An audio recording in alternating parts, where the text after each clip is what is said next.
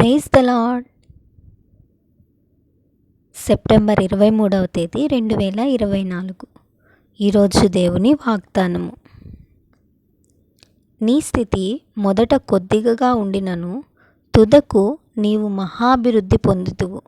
యోబు గ్రంథము 8వ అధ్యాయం 7వ వచనం.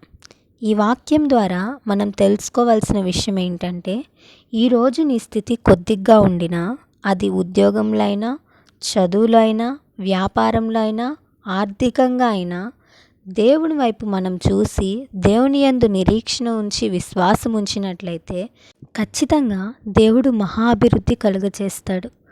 బైబిల్లో యోబు గురించి మనందరికీ తెలుసు.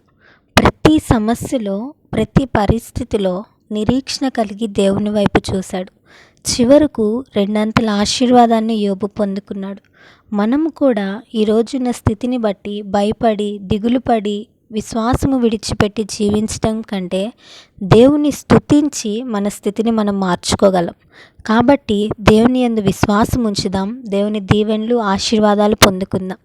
ఈ వాగ్దానం దేవుడు మనందరి జీవితంలో నెరవేర్చునుగాక.